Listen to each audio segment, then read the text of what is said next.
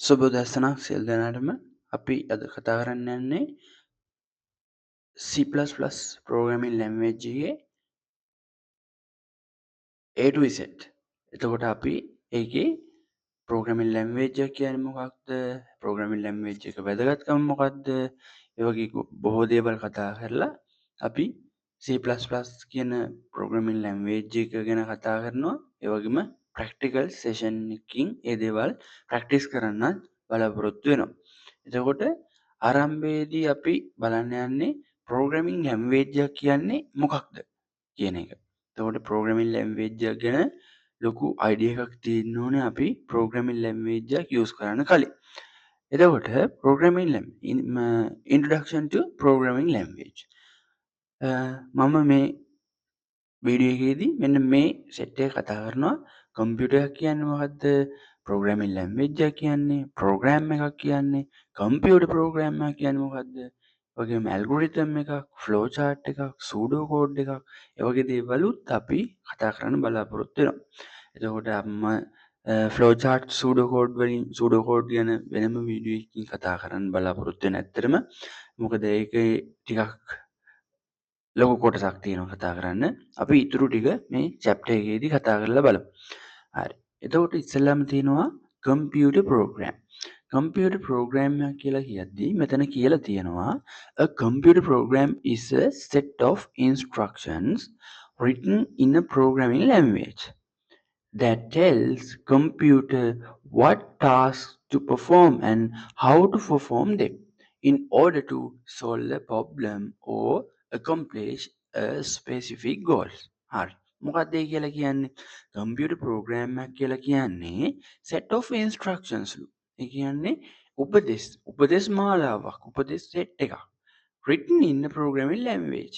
අපි programming language එක කියන්නේ මොකක්ද කියලා ඉස්සරහට බලමු. අපි සරලව දැන් programming language use කරලා තියෙනවා නම් අපි දන්නවා programming language එක කියලා කියන්නේ මොන හරි වැඩසටහනක් නිර්මාණය කරන්න ගන්න භාෂාවක්.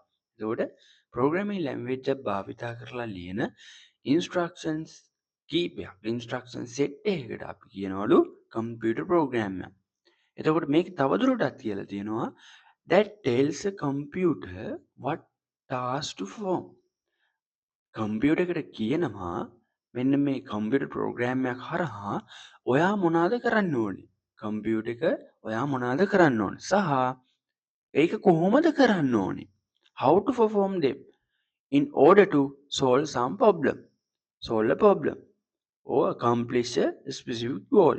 යම් කිසි goal එකක් ටාගට් එකක් achieve කරගන්න ඔයා කොහොමද වැඩ කරන්න ඕනේ කියන එක තමයි කම්පියුටර් ප්‍රෝග්‍රෑම් එකකින් අපි කතා කරන්නේ. ඇත්තටම කම්පියුටර් ප්‍රෝග්‍රෑම් එකක් කියලා කියන්නේ අන්න ඒ දේ. මම හිතනවා ඒ කොටස ඔයාලට තේරෙන්නේ නැති කියලා. හරි. අපි දැන් බලමු කම්පියුටර් එකක් කියන්නේ මොකක්ද කියන එක. Computer. A computer is an electronic device that accepts data, in brackets, inputs, process it according to instructions, mean programs, store it and produce meaningful information. හරි. මොකද්ද කම්පියුටර් එකක් කියලා කියන්නේ? කම්පියුටර් එකක් කියලා කියන්නේ ඉලෙක්ට්‍රොනික ඩිවයිස් එකක්ලු. ඇත්තනේ. අපි ඒක දන්නවනේ. කම්පියුටර් එකක් වැඩ කරන්නේ ඉලෙක්ට්‍රොනික් ඩිවයිස් එකක් විදිහට. එතකොට අපි කම්පියුටර් එකක් ගැන පැහැදිලි කරද්දී ඉස්සෙල්ලම කියන්න ඕනේ කම්පියුටර් එකක් යනු ඉලෙක්ට්‍රොනික් ඩිවයිස් එකක්. ඊට වඩා කම්පියුටර් එකක් ගත්තාම කම්පියුටර් එකක් ඉන්පුට් ගන්නවා. අපි සිංහලෙන් කියන ආදානයන් ගන්නවා. ඉන්පුට්ස්. ඒ වගේම ඒවා ප්‍රොසෙස් කරනවා. මොනවා හරි ප්‍රෝග්‍රෑම් එකකට අනුව ඒවා ඒ අදාළ ක්‍රියාවලියකට ලක් කරනවා. ඒ වගේම ඒ ප්‍රොසෙස් එකෙන් පස්සේ ඒ දේවල් ස්ටෝර් කරගන්නවා සහ ඒවා අපට මීනින්ග්ෆුල් ඉන්ෆර්මේෂන්ස් විදිහට අවුට්පුට් කරනවා. එතකොට කම්පියුටර් එකක් යනු ඉලෙක්ට්‍රොනික් ඩිවයිස් එකක්. ඒවා එයාව ඉන්පුට් ගන්නවා, ඒවා ප්‍රොසෙස් කරනවා සහ ස්ටෝර් කරගන්නවා වගේම අවසානයේ ඒවා අපට යූසර්ට ප්‍රතිදානයන් විදිහට ලබා දීමත් කරනවා. ඒ නිසා තමයි අපි කියන්නේ කම්පියුටර් එකක් යනු computer is a electronic device that accepts data, process it according to instructions, store it and produce meaningful information. අපි දැන් බලමු programming language එක කියන්නේ මොකක්ද කියලා.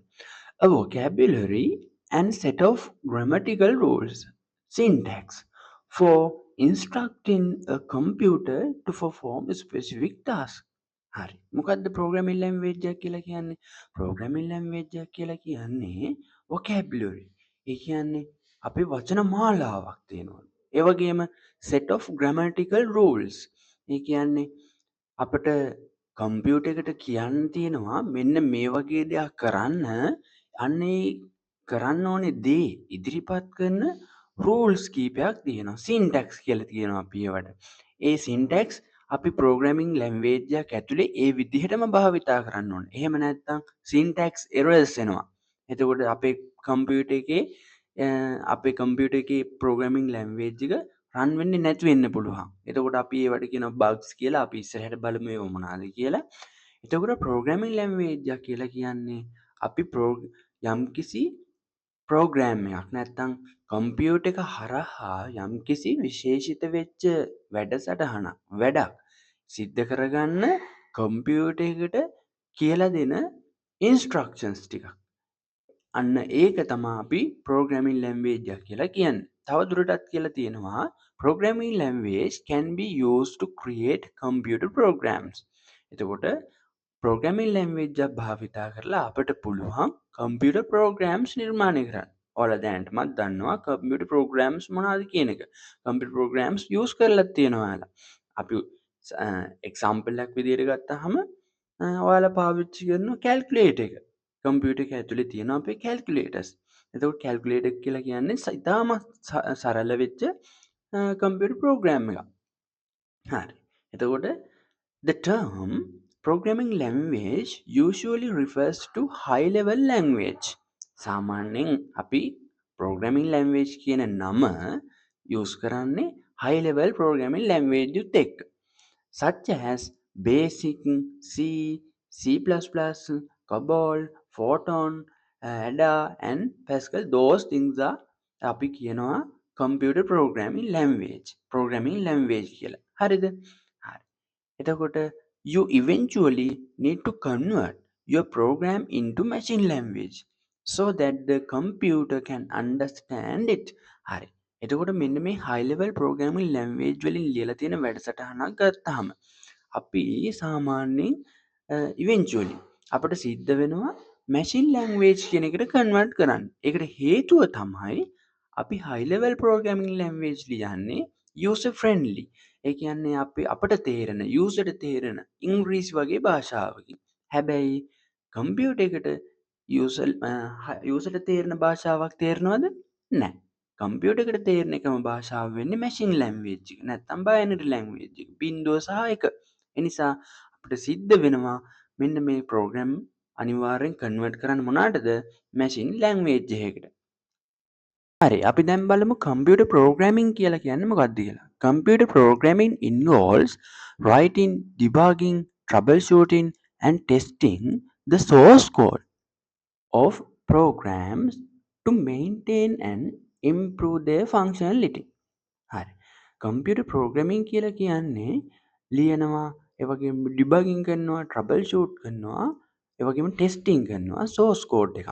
source code එකක් කියලා කියන්නේ අපි මොනවා හරි computer programming language එකක් භාවිතා කරලා ලියන සම්පූර්ණ කෝඩ් එකකට. එතකොට මෙන්න මේ source code එක ලිවීම, ඒ වගේම ඒකේ තියෙන මොනවා හරි error එකක් fix කිරීම, ඒ වගේම ඒව test කිරීම කියන කාර්යයන් වලට අපි කියනවා computer programming කියලා. ඒ වගේම ඇයි මේ දේවල් කරන්නේ? අපේ source code එකේ තියෙන functionalities improve කරන්න වගේම ඒ source code එක maintain කරන්න. හරි. ඒ වගේම යටින් කියලා තියෙනවා this source code is written in a programming language like C++, Java, Perl ඒ වගේ දේවල්. අපි ගොඩක් programming language දන්නවා. මෙන්න මේ programming language භාවිතා කරලා ලියන කෝඩ් එකකට අපි කියනවා source code එකක් කියලා. Computer programmer. A computer programmer is someone who writes computer program. එතකොට computer programmer එහෙමත් නැත්නම් අපි programmer කියලා කියන්නේ අපි වගේ අයට. ඒ කියන්නේ කම්පියුටර් ප්‍රෝග්‍රෑම් එකක් ලියන කෙනෙක් අපි හඳුන්වනවා ප්‍රෝග්‍රෑමර් එහෙමත් නැත්නම් කම්පියුටර් ප්‍රෝග්‍රෑමර් කියලා. Computer programmer writes, tests and maintain programs or software that tells the computer what to do. ඒ කියලා කියන්නේ කම්පියුටර් එකක් මොකක්ද කරන්න ඕනේ කියලා අපි හදන ප්‍රෝග්‍රෑම් එකක් ලියන කෙනා, ඒ වගේම එයාව ටෙස්ට් කරන කෙනා, ඒ වගේම මේ කෝඩ් එක නැත්නම් ප්‍රෝග්‍රෑම් එක මේන්ටේන් කරන කෙනාට අපි කියනවා කම්පියුටර් ප්‍රෝග්‍රෑමර් කියලා. බලමු ප්‍රෝග්‍රෑමින් ලැන්ග්වේජස්. ප්‍රෝග්‍රමින් ලැන්ග්වේජස් ප්‍රධාන කොටස් දෙකකට බෙදලා දක්වන්න පුළුවන්. ලෝ ලෙවල් and හයි ලෙවල් කියලා.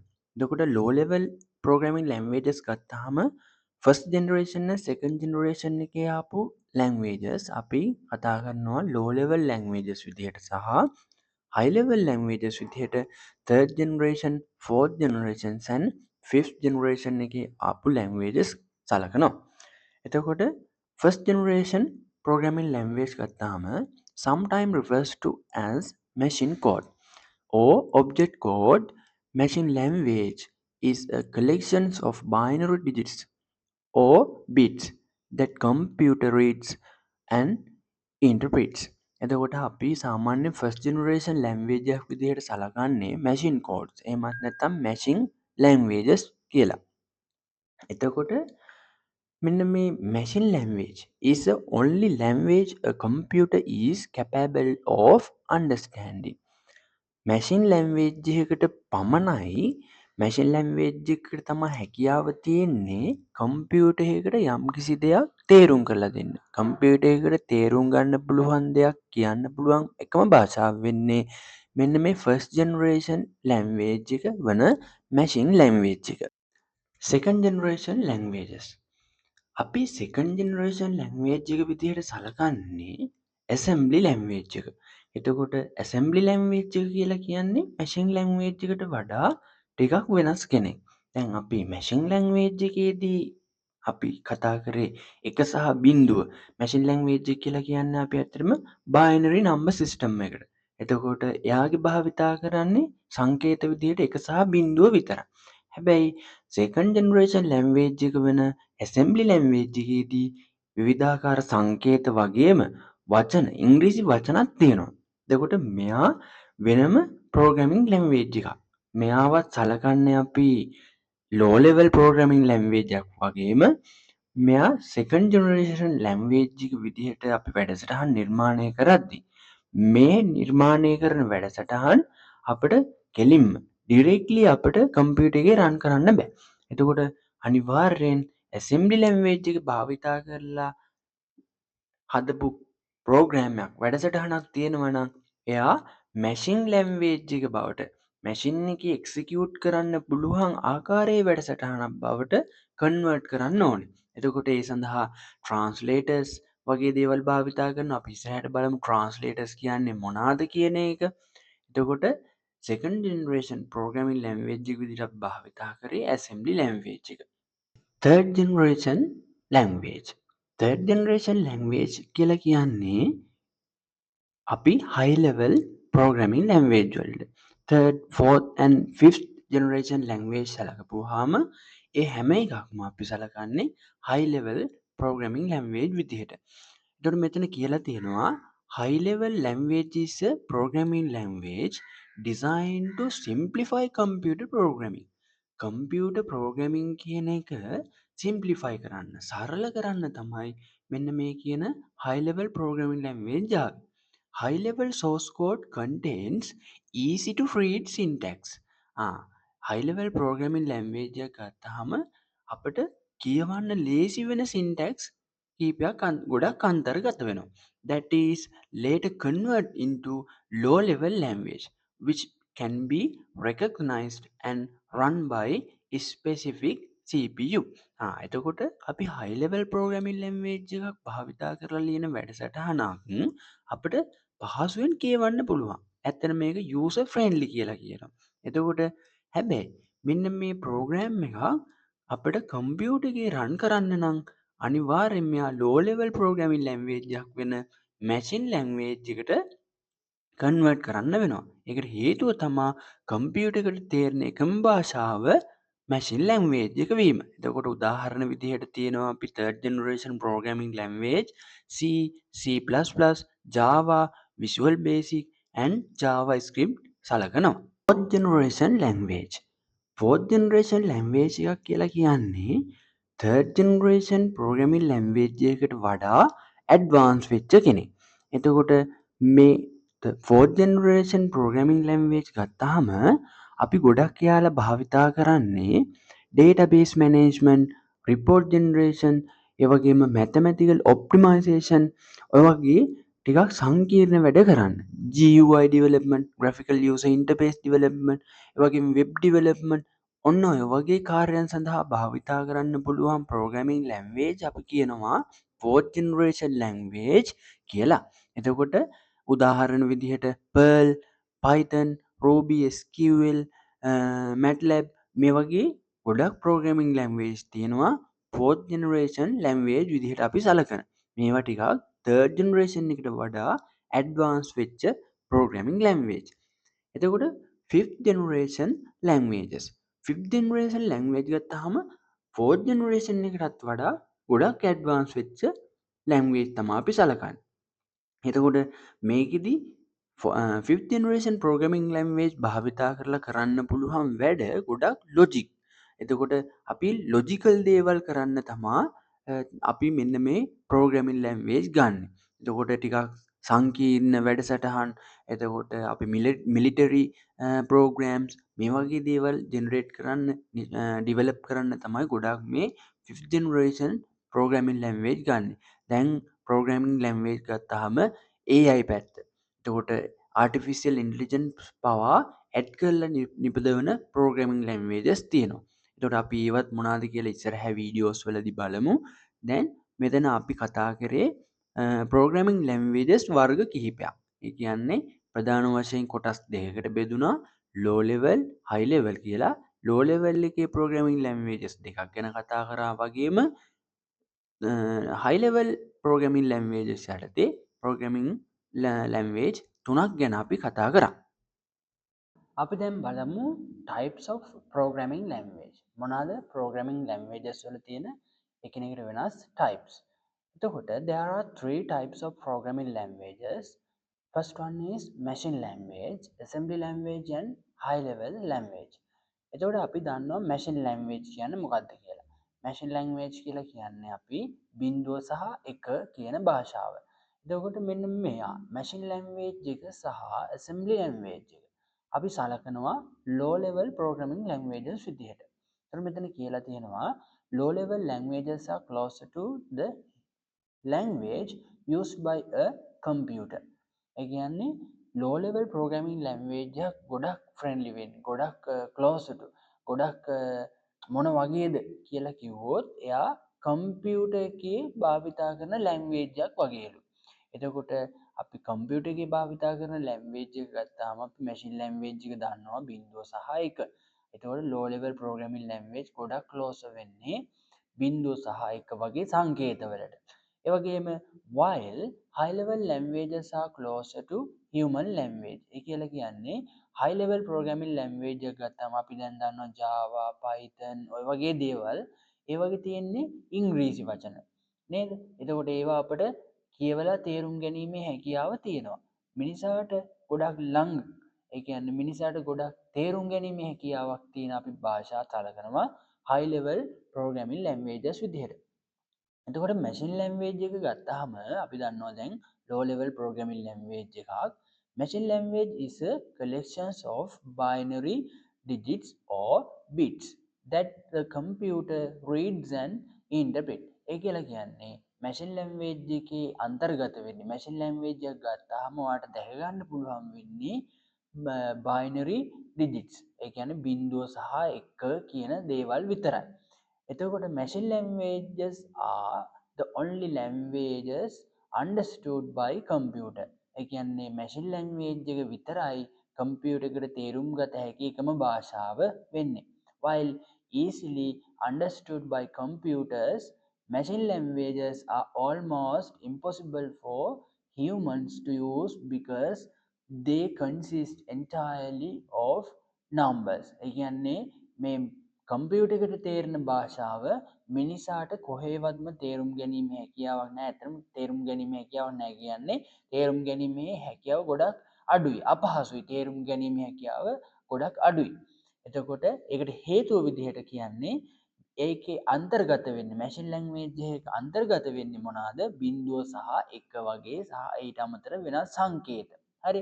එතකොට ඔයාලට උදාහරණ වල දීලා තියෙනවා මැෂින් ලැන්ග්වේජ් එකක් කොහොමද වෙන්නේ සහ හයි ලෙවල් ප්‍රෝග්‍රෑමින් ලැන්ග්වේජ් එකක් ගත්තාම ඒකේ තියෙන සින්ටැක්ස් අන්තර්ගත වෙන දේවල් මොන වගේද කියන එක. හරිද? ඒ වගේම ඇසෙම්බලි ලැන්ග්වේජ්. ඇසෙම්බලි ලැන්ග්වේජ් එක කියලා කියන්නේ මැෂින් ලැන්ග්වේජ් එකට වඩා පොඩ්ඩක් ඇඩ්වාන්ස් වෙච්ච කෙනෙක්. එයාගේ බිංදුව සහ එක කියන සංකේත විතරක් නෙමෙයි තියෙන්නේ. ඊට අමතර ඉංග්‍රීසි වචනවල මිශ්‍රණයක් විදිහට එයා සංකේතත් එක්ක එනවා. අපි බලමු මොකද්ද assembly language එකක් කියන්නේ කියලා.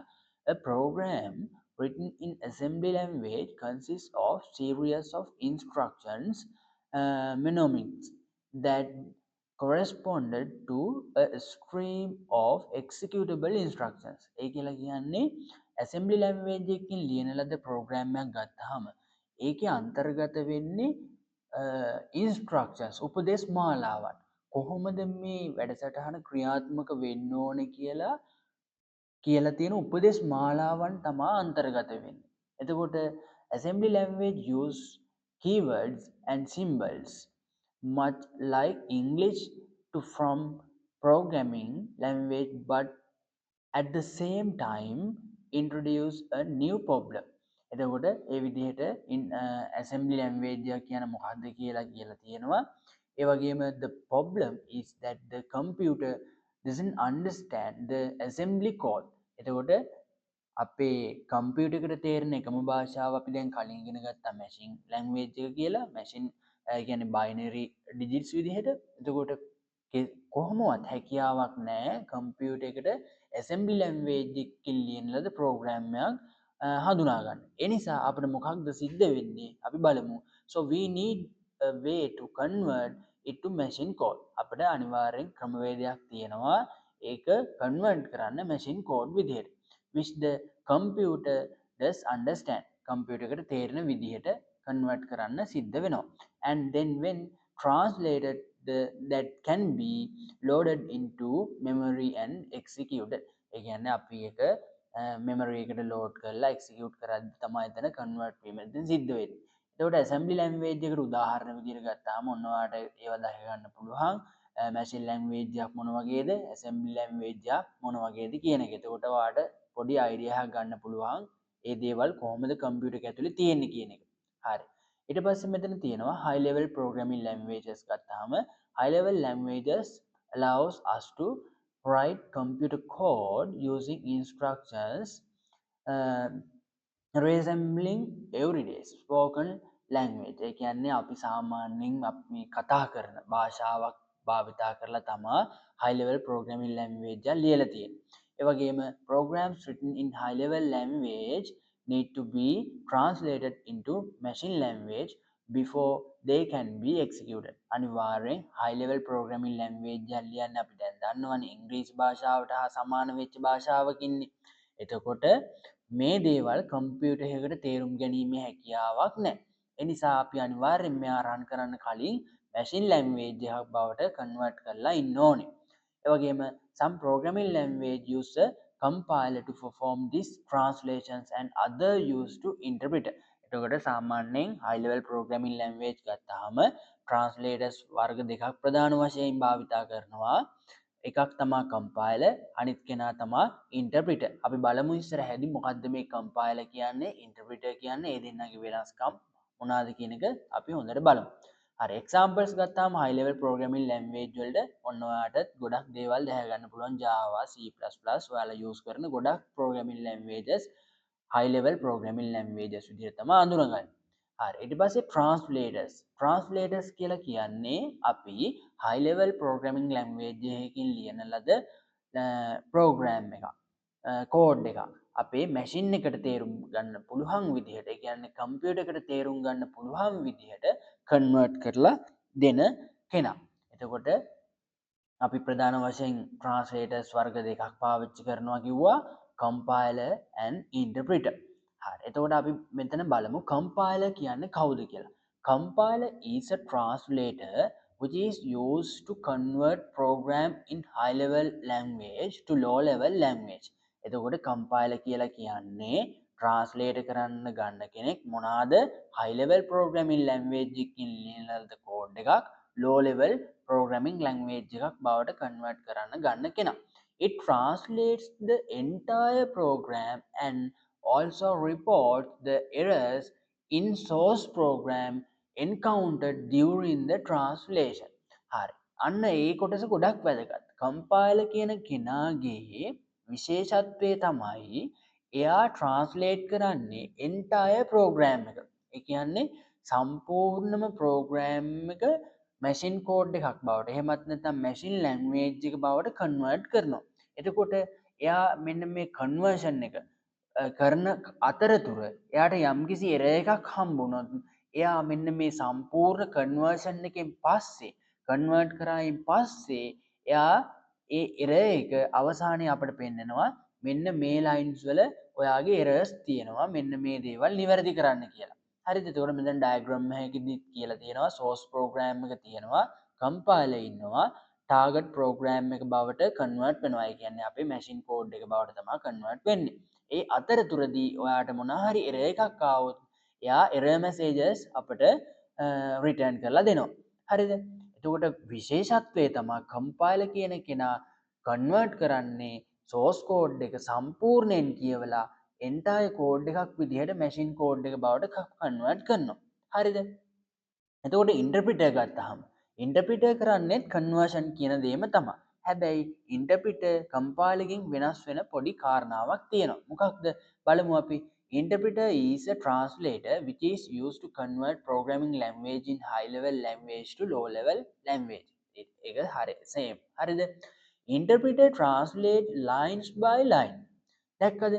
line by line තමා මෙන්න මේ interpreter කියන කෙනා අපේ source program එකේ තියෙන code machine code බවට convert කරන්නේ.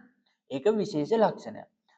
Reports the errors once it encountered during the translation process.